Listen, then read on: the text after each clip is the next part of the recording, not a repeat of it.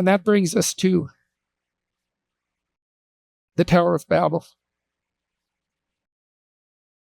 I don't know if you've been following the news in recent days. I said that the children of Cain were the engineers. But more particularly, they're the builders who put what they build in the place that's reserved for God. They're the prideful intellect's temptation to elevate the technological enterprise to the highest possible place, to look for salvation in the technological realm. What happened to Google in the last 2 days? The Google engineers, along with computer engineers everywhere, are madly engaged in the construction of superintelligences that have mapped the domain of the word. And Google devoted its AI project to unholy ideological propositions and produced a superintelligence whose image-making capacity instantly falsified not only the present but the past in the service of those delusional presumptions. That's a Tower of Babel. This is the story. And the whole earth was of one language and one speech. That's the symbol on the back of the dollar bill. What does it mean?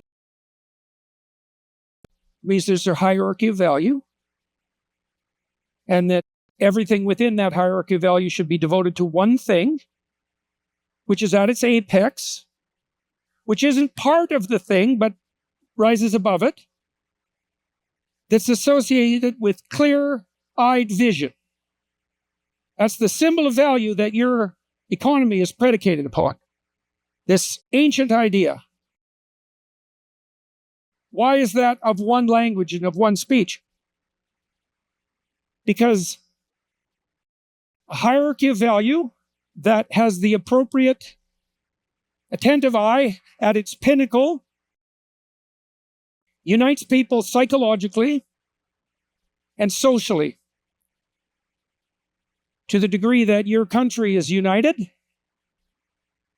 it's united because you all act out and implicitly believe the same story. And the story is symbolized in that image. What's at the top? What does Christ say in the Gospels? There are none so blind as those who will not see. Well, that's the opposite. This symbol is the opposite of that. It's the story that unites man and society properly places the eye that is willing to see whatever is in front of it at the pinnacle of all. To the degree that a person or a society unites itself under that singular vision, then it maintains its orientation,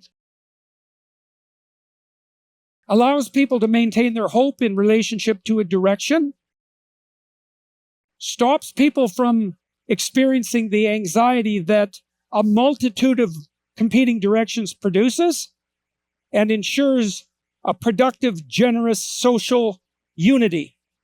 Everyone speaks the same language. What does that mean, to speak the same language? It means there's no dispute about what is a woman. When the Tower of Babel becomes too deviant, when it aims itself sufficiently far off the mark, words themselves lose their meaning and everything collapses. In Babylon, the Tower of Babel, Babel means Babylon.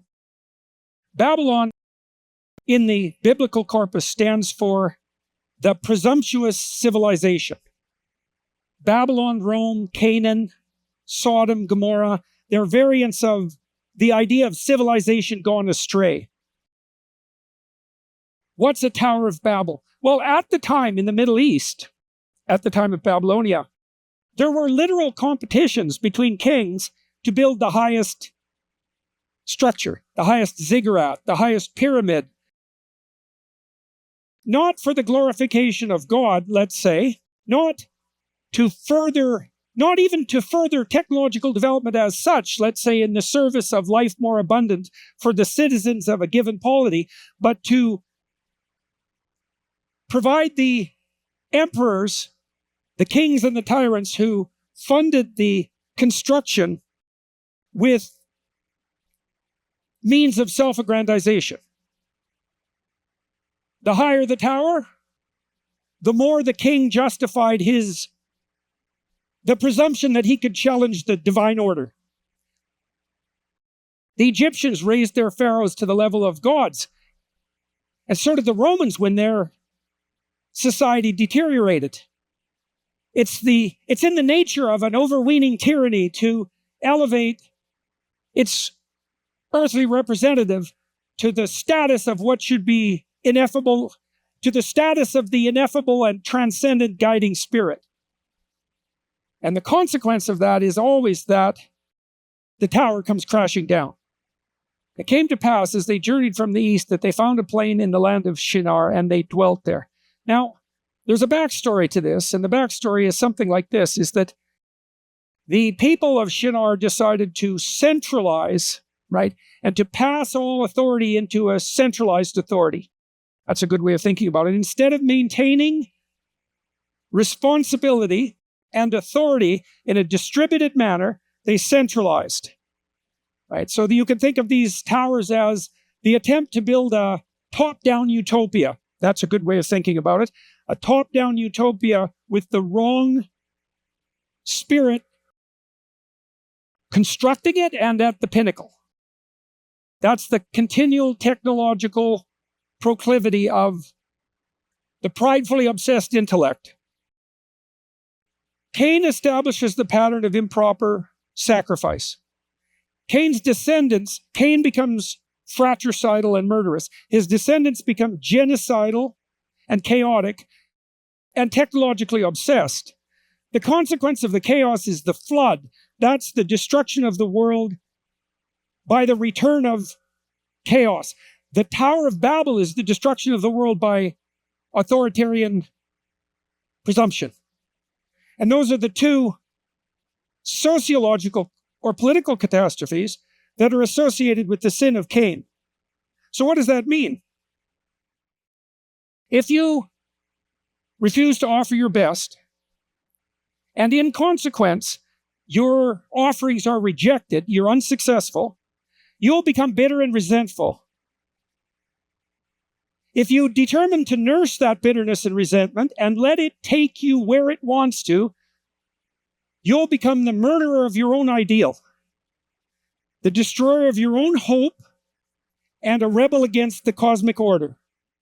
Your descendants will either bring about the flood that eradicates the world or construct the authoritarian tower that makes everyone whose inevitable consequence is the degeneration of society into incomprehensibility. So what's a totalitarian state? Let's take the Soviet Union. Who's God in the Soviet Union? Well, clearly Satan, but under him, Stalin, let's say, it's Stalin. Well, what does Stalin worship? Power. Okay. How is language demolished under Stalin? Well, what's a totalitarian state? You might say, well, it's the top-down imposition of pathological order by a handful or even a sole actor. But that's naive, because one person cannot control 20 million people. It's not possible. You need an army of willing slaves. If you're going to be a tyrant, you need an army of willing slaves. What sort of slave do you have to be tyrannized by a single tyrant? How about the kind of slave that abandons the meaning of his words? You've all watched Pinocchio. Pinocchio is enticed into pleasure-seeking by the offer of a vacation that he deserves because of his neurotic suffering. The figure that entices him to the vacation paradise is the coachman who drives the chariot, let's say, full of delinquents, to the island of hedonistic pleasure. What happens on the island of hedonistic pleasure? The juvenile delinquents destroy the culture, and they turn into brain jackasses who can't say a word. And underneath the palace of pleasure are the slavers waiting to enslave them in the mines. Why do the boys turn into jackasses? Because if you sell your soul to the devil in return for cheap pleasure, your voice will be stolen. You'll sacrifice your voice as an offering. Well, that's why the words decay, right? Because words with no truth have no meaning. They're nothing but babble. The totalitarian presumption is not so much the dominance of otherwise freedom-loving citizens by a tyrant, but the willingness of every single person who dwells inside that tower to use every word they ever utter only to represent falsehood, to maintain the tyrannical tower, and to enslave themselves. The totalitarian state is the total grip of the lie. And the grip of the lie is no different than the descent of words into incomprehensibility. And so you might want to remember that the next time you're called upon at your workplace, let's say, or even in the company of your friends, to utter words that you know to be false, or to remain silent when you're called upon by your conscience to say something that you know to be true. You wonder why we can't agree on the most basic facts, let's say, such as, what is a woman? The answer could well be that we've built towers of Babel that are a little bit too high and a little bit too presumptuous. Centralized authority, taking to itself the right to reshape the world as a consequence of nothing but technological prowess in the service of false gods,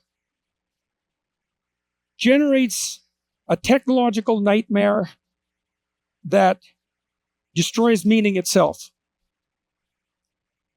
And they said to one another, go to, let us make brick and burn them thoroughly. And they had brick for stone and slime they had for mortar. Now you have to understand that this story is not about the dangers of technology per se. It's not about the evil of the technological enterprise or the evil of knowledge. It's about the willingness to put the technological enterprise, it's about the willingness to make the technological enterprise take the place of God.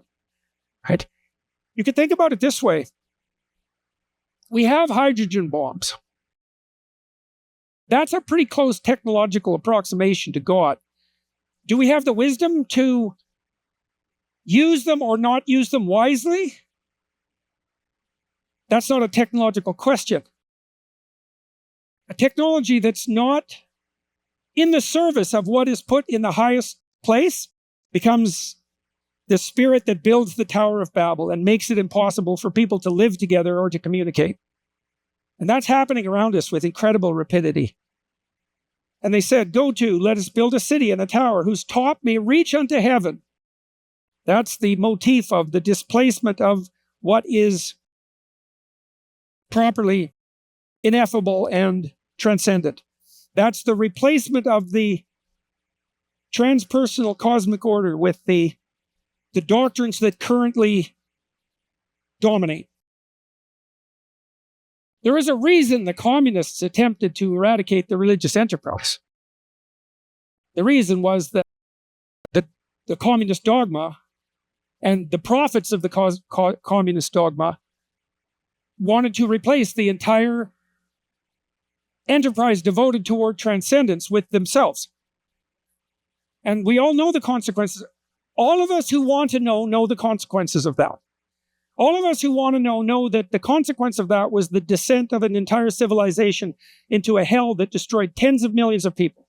And not just in the Soviet Union, in Maoist China, still in North Korea, still in communist China for that matter, because everything that's going to happen in communist China has not yet happened. You can be sure of that.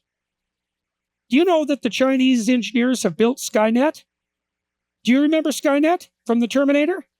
Do you know that the Chinese called their 700 million closed-circuit TV camera monitoring system that recognized everyone's faces and everyone's gait? You know they call that Skynet? Do you know the engineers who were asked about that said, we're building the good Skynet? You know how close we are to that here? The technology's there. We copied the Chinese during the pandemic. If you don't think that we could do that again, you're sadly mistaken. And you might ask, well, what would protect us against that? And the answer is something like the willingness of each of us, the devotion that each of us must manifest to what should be properly put in the highest place.